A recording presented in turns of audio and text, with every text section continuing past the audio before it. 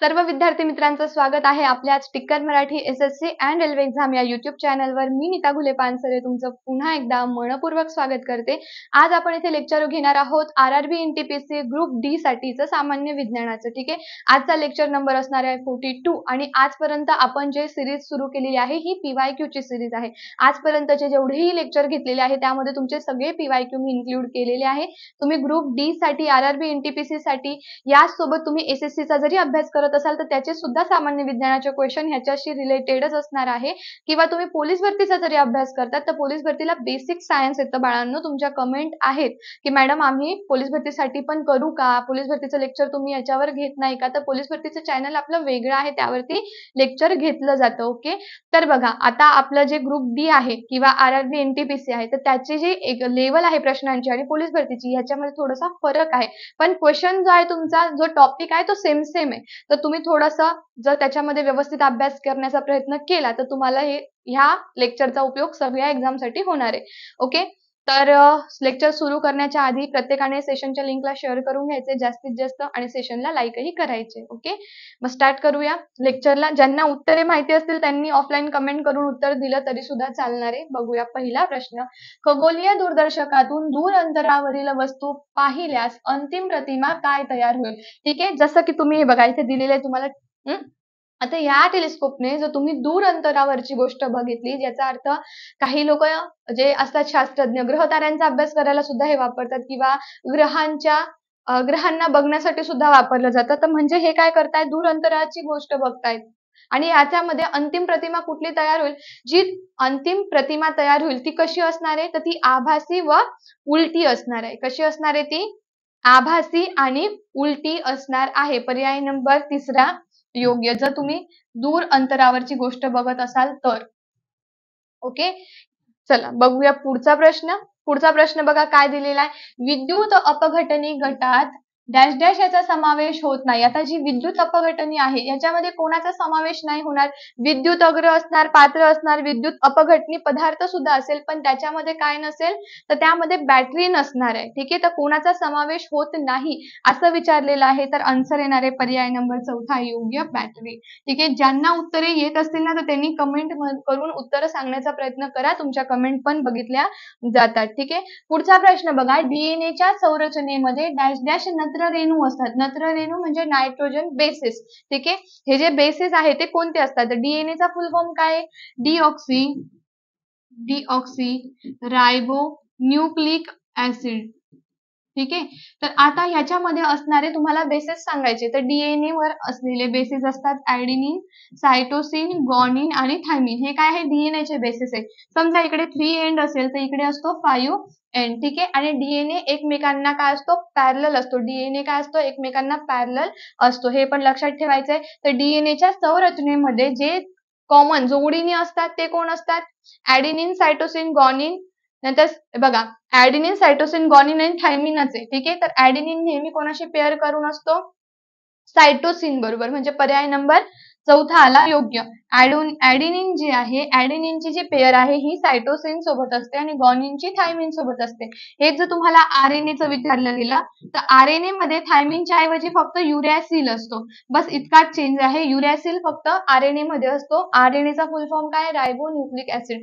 जसं ऑक्सिजन हा डीएनए मध्ये असतो, आरएनए मध्ये नसतो, म्हणून डीऑक्सी रायबो न्यूक्लिक ऍसिड आपण डीएनए ला म्हणत असतो. लक्षात आलंय? पर्याय नंबर 4 आलेला आहे आपलं आन्सर. ओके, आता जाऊया पुढच्या प्रश्नावर. पण त्याच्या आधी सगळ्यांनी सेशनच्या लिंकला शेअर करून घ्यायचंय, सेशनला प्रत्येकाने लाईक करून घ्यायचंय. पुढचा प्रश्न बघण्याच्या आधी बघा डीएनए. हे बघा इथे तुम्हाला ऍडेनिन दिलाय, थायमिन दिलाय, ग्वानिन दिलाय, सायटोसिन दिलेलं आहे. ठीक आहे, हे काय झाले? बेस पेअर झाले. कशावरचे बेस पेअर आहे? जसा कलर तुम्हाला यामध्ये दाखवला गेलेला आहे डायग्राम मध्ये त्याचनुसार मी इथे बेस पेअर तुम्हाला दाखवलेले. बघा ऍडेनिन आहे, थायमिन आहे, ग्वानिन आहे, सायटोसिन आहे. शुगर फॉस्फेट बॅकबोन असतो त्याचा, कशाचा? डीएनएचा. हे काय आहे? डीएनएचं डबल हेलिकल स्ट्रक्चर आहे. डीएनएचं डबल हेलिकल स्ट्रक्चर कोणी शोधलं होतं? वॅटसन अँड क्रिक या शास्त्रज्ञाने शोधलं होतं. ठीक आहे, तर ह्या गोष्टी व्यवस्थित लक्षात ठेवायच्या. हे बघा इथे हा हायड्रोजन बॉन्ड आहे. ठीक आहे, ज्याच्याने डीएनए काय झालेला आहे? फिट झालेला आहे एकमेकांसोबत, तो आहे हायड्रोजन बॉन्ड. ओके, देन आहे पुढचा प्रश्न. पुसासोना ही विकसित केलेल्या डॅश डॅश वनस्पतींची जात आहे. आता ही जात कोणत्या वनस्पतीची असं विचारलं गेलेलं आहे. ज्यांना नसेल जरी माहिती त्यांनी फक्त लक्ष द्या. असं नवीन काहीतरी वाटत असेल तर तुम्ही लिहून घेऊ शकता. ओके, काहीतरी क्वेश्चन जे तुम्हाला नवीन येत असतात, जे तुम्हाला नाही वाचलेले, तुम्ही आतापर्यंत वाचलेली नाही, तुम्हाला माहिती नाही, असे काही क्वेश्चन असतील तर तुम्ही त्याला नोट डाऊन करत चला. ओके, आन्सर काय ना, रायगवत, तीनपारी गवत, सूर्यफूल, मोहरी. तर हे कशाचं नाव आहे? मोहरीचं आहे. पर्याय नंबर 4 आला योग्य. ओके, तर जाऊया आपल्या पुढच्या प्रश्नावर. त्याआधी सगळ्यांनी सेशनच्या लिंकला जास्तीत जास्त शेअर करून घ्यायचंय. मला माहिती आहे कोण लेक्चर बघत आहे, ठीक आहे, तर सेशनच्या लिंकला शेअर करून घ्यायचंय. सेशनला प्रत्येकाने लाईक करून घ्यायचं आहे. तुम्ही जेवढे बघत आहात तेवढ्यापेक्षा जास्त काय करायचंय, लिंक शेअर सुद्धा करायची. ओके, बघा, अन्नाचा मुख्य स्रोत कोणता? ठीक आहे, आता तुम्हाला जे अन्नातून ऊर्जा मिळते, ती ऊर्जा म्हणजे काय? डे टू डे लाईफ मध्ये जे आपण फंक्शन करतो आहे, कार्य करतोय, ते करण्यासाठी आपल्याला ऊर्जा लागते. मग ही ऊर्जा करून देतात आपल्याला प्राणी, वनस्पती, सागरी पदार्थ, कीटक. कीटक खातात का तुम्ही? नाही. सागरी पदार्थ रोजच खातात का? मासे वगैरे तुम्ही खातात का? ऑक्टोपस, स्क्विड खातात का? नाही. वनस्पती आणि प्राणी रोजच खातात का तुम्ही? नॉनव्हेज रोजच असतं का तुमच्याकडे? नाही. मग सगळ्यात जास्त ऊर्जा देणारे कोण आहे? वनस्पती असणार आहे. मी शाकाहारी गोष्ट सांगते आहे, ठीक आहे, वनस्पती असणारे. आता बघा, कार्बोदके आपल्या अन्नात सगळ्यात महत्वाचे कोण आहे? कार्बोदके आहेत, प्रथिने आहेत व मेद आहे. हे आपल्या शरीराला लागणारे कार्बनी पदार्थांमध्ये मोडतात, कारण हे कार्बन, हायड्रोजन, ऑक्सिजनने बनलेले असतात. कार्बोदके आपल्याला 80% ऊर्जा मिळवून देतात.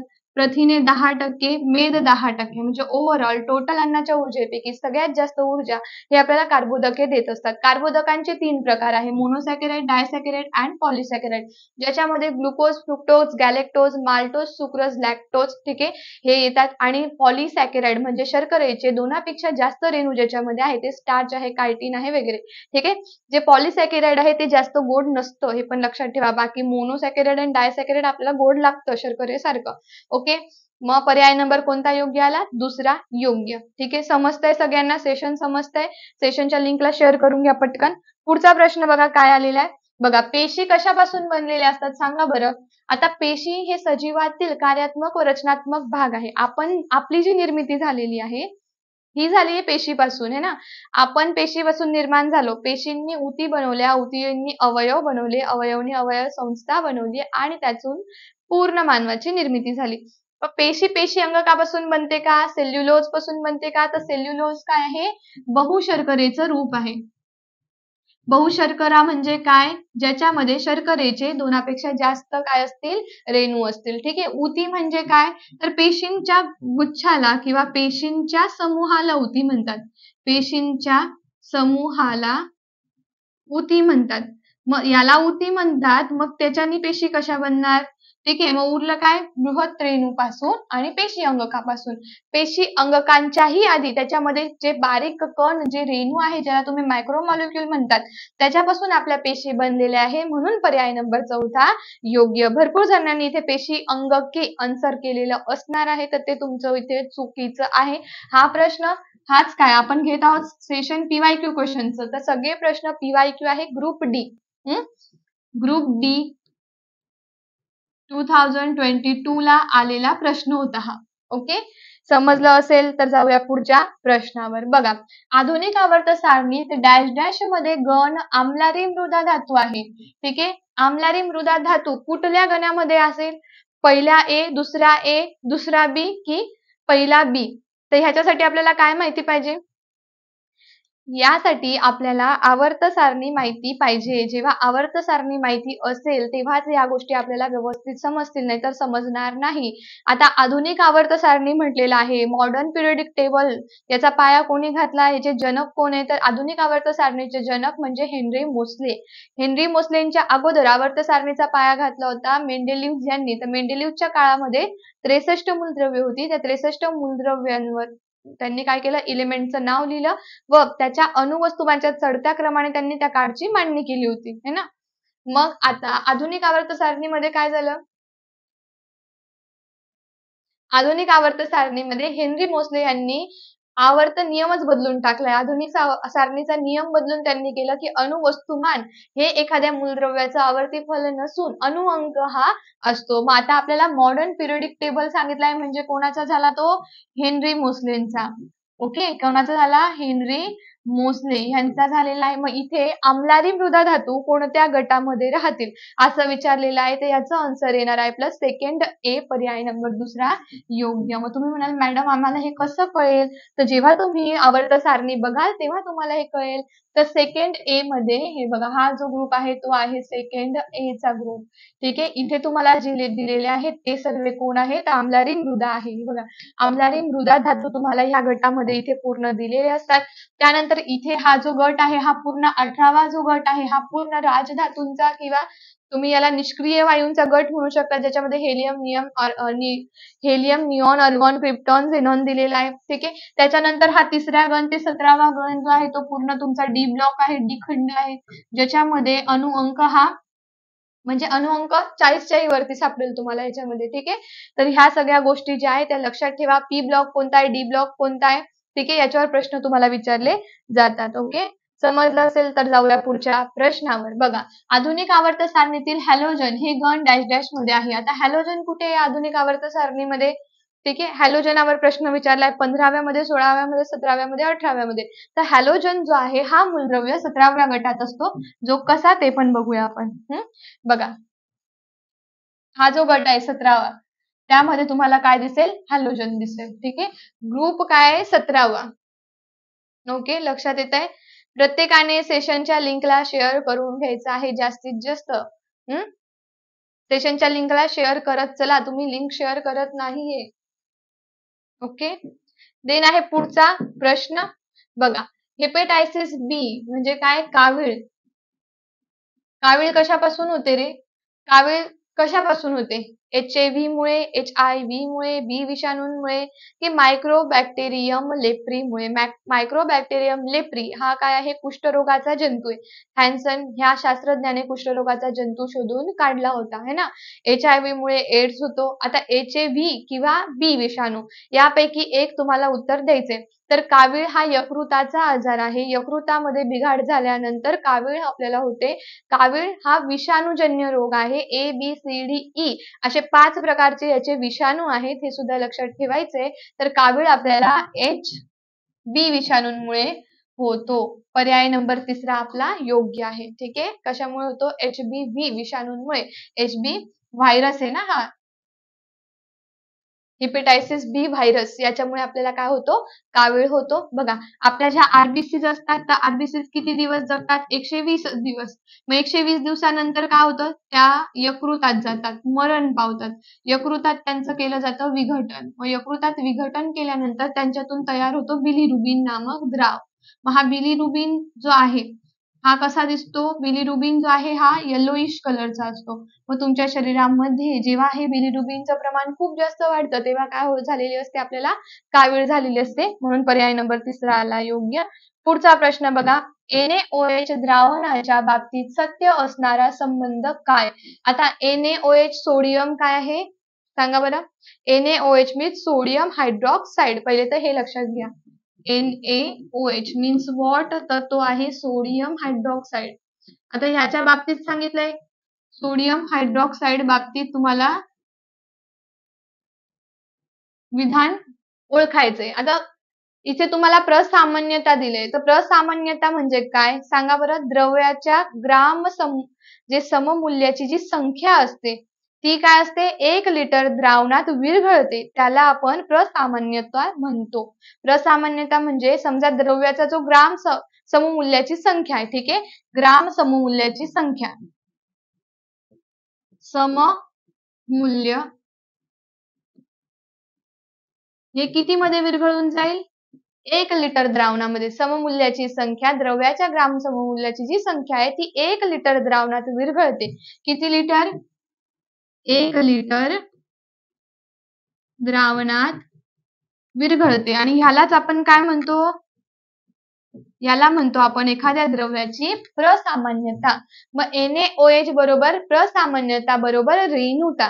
हे याचं काय येईल? आन्सर. पर्याय नंबर पहिला आला आपला योग्य. असे क्वेश्चन तुम्हाला विचारले जातात. असे काही क्वेश्चन असतात जे तुम्ही बघितलेले पण नाहीये. ठीक आहे, असे काही क्वेश्चन आहे जे तुम्ही पहिले कधी अभ्यासले सुद्धा नाहीये, बघितले सुद्धा नाहीये. वाटतं तेवढं सोपं किंवा वाटतं तेवढं अवघडही नाहीये. तुम्ही व्यवस्थित अभ्यास केला तर तुम्ही व्यवस्थितपणे ही जी पोस्ट आहे ही मिळवाल, पण त्यासाठी तुमचा अभ्यास पण तेवढ्या लेव्हलचा पाहिजे. कारण अशा मराठीतून जर तुम्ही ऑप्शन केलेलं असेल, मराठीतून तुमची एक्झाम होणार आहे. पण मराठीमध्ये पण काही असे टर्म येऊन जातात ना आपल्या समोर, की आपल्याला त्याचा मीनिंग शोधावा लागतो पहिले, की प्रसामान्यता काय आहे? आता आम्लधर्मता माहिती तुम्हाला, आम्लारी धर्मता माहिती आहे, रेणू म्हणजे माहिती आहे, ठीक आहे. आता 4 अणू दोनापेक्षा जास्त अणू एकत्र आले का तो एक रेणू तयार होऊन जाईल. रेणुता माहिती, पण प्रसामान्यता काय? मग हे माहिती पडण्यासाठी पहिले त्याचा अभ्यास करावा लागेल, है ना? चला पटकन सेशनच्या लिंकला शेअर करा. फास्ट सेशनला लाईक करून घ्यायचंय. पुढचा प्रश्न बघा काय आहे? बघा, केंद्रकीय विखंडन किंवा समीलनता, ठीक आहे. ऊर्जा तयार कोणती होते? आता बघा, केंद्रकीय विखंडन ह्या संमिलनात कोणती ऊर्जा निर्माण होईल? रासायनिक प्रक्रियेमुळे, अभिकारकांच्या गतीज ऊर्जेच्या रूपांतरामुळे, वस्तुमानाच्या ऊर्जेत रूपांतर झाल्यामुळे, गुरुत्वाकर्षण ऊर्जेत रूपांतर झाल्यामुळे. तर केंद्रीय विखंडन मीन्स व्हॉट? केंद्रकाचं विखंडन करणे म्हणजे समजा हा जो केंद्रक आहे, ठीक आहे, एखादा हा इलेमेंट आहे, ह्याचं हे केंद्रक आहे, तर ह्याचं विखंडन केलं, ह्याचं विभाजन केलं तर काय होणार आहे? तर वस्तुमानाच्या ऊर्जेत रूपांतर होतं, ठीक आहे. म्हणजे केंद्रकीय विखंडन किंवा समीलनात कशी ऊर्जा तयार होते सांगा? वस्तूच्या ऊर्जेत रूपांतर केल्यामुळे इथे ऊर्जा निर्माण होते. केंद्रकीय विखंडन तुम्हा सर्वांना माहित, वस्तूच्या ऊर्जेत रूपांतरामुळे, ठीक आहे. लक्षात आलंय सगळ्यांना? तर जाऊया पुढच्या प्रश्नावरती. डॅश डॅश ही जीवनसत्वे मेदद्राव्य असतात. मेदद्राव्याचा अर्थ काय होतो?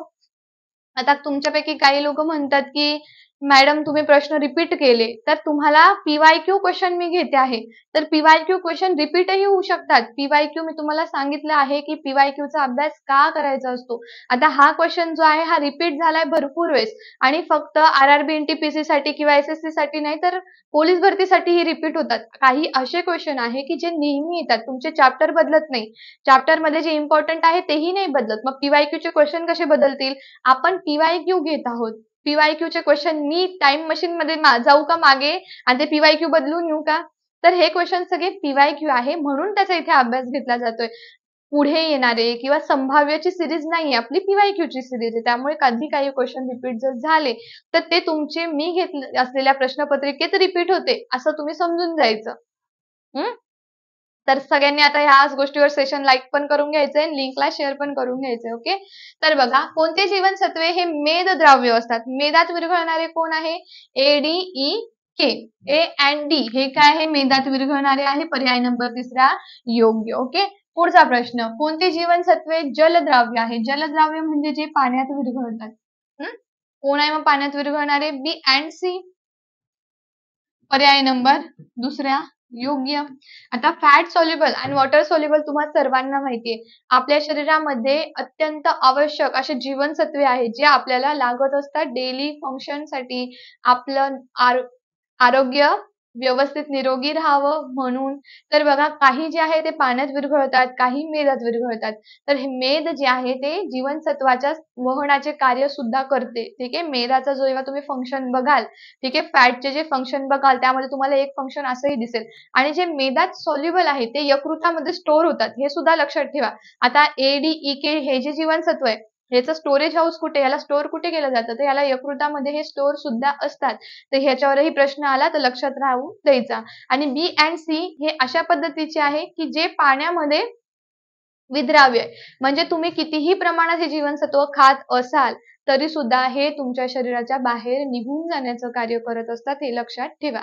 ओके, देन आहे पुढचा प्रश्न.